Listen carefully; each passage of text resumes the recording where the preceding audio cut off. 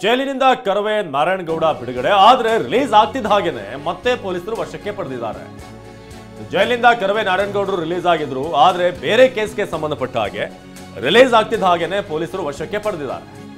Kumaraswamy layout ಪೊಲೀಸರು ವಶಕ್ಕೆ ಪಡೆದಿದ್ದಾರೆ. ಮಾರ್ತಾಸ್ ಆಸ್ಪತ್ರೆಯಲ್ಲಿ ನಾರಾಯಣಗೌಡರಿಗೆ ಆರೋಗ್ಯ ಪರೀಕ್ಷೆ ಆಗ್ತಾ ಇದೆ. ಸದ್ಯಕ್ಕೆ ಮ್ಯಾಜಿಸ್ಟ್ರೇಟ್ ಕೋರ್ಟ್ಗೆ ಹಾಜರುಪಡಿಸಲಿದ್ದಾರೆ ಪೊಲೀಸರು.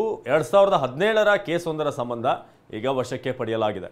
ಸೊ ಜೈಲಿಂದ ಮನೆಗೆ ಕಳಿಸೋದಕ್ಕೆ ಕಾರ್ಯಕರ್ತರಿಗೆ ಬಸ್ ವ್ಯವಸ್ಥೆ ಆಗಿದೆ. 28 ಮಂದಿ ಕರವೇ ಕಾರ್ಯಕರ್ತರು, ಉಳಿದವರು ಯಾರನ್ನ ಬಂಧಿಸಲ್ಪಟ್ಟಿತ್ತು, ಸೊ ಅವ್ರನ್ನ ಕಳಿಸಲಾಗಿದೆ. ಆದರೆ ನಾರಾಯಣಗೌಡರನ್ನ 2017ರ ಕೇಸ್ಗೆ ಸಂಬಂಧಪಟ್ಟ ಹಾಗೆ ಮತ್ತೊಮ್ಮೆ ಬಂಧಿಸಲಾಗಿದೆ.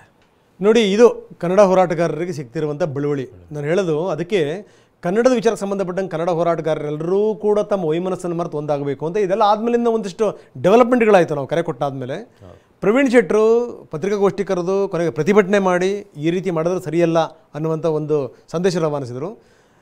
ಬಹುಶಃ ಇದೇ ರೀತಿ ಮುಂದುವರಿತು ಅಂತಂದರೆ ಇನ್ನು ಮುಂದೆ ಆಗುವಂಥವ್ರು ಎಲ್ಲರಿಗೂ ಕೂಡ ಹೊರಗಡೆ ಬರ್ತಿದ್ದಂಗೆ ಮತ್ತೊಂದು ಕೇಸಲ್ಲಿ ಒಳಗಡೆ ಹೋಗಬೇಕಾಗತ್ತೆ. ಈ ವಿಚಾರಕ್ಕೆ ಸಂಬಂಧಪಟ್ಟಂಗೆ ಆದ್ರೂ ಈ ಕನ್ನಡ ಹೋರಾಟಗಾರರೆಲ್ಲರೂ ಕೂಡ ಒಂದಾಗಿ ಇದನ್ನು ಪ್ರತಿಭಟಿಸಬೇಕು.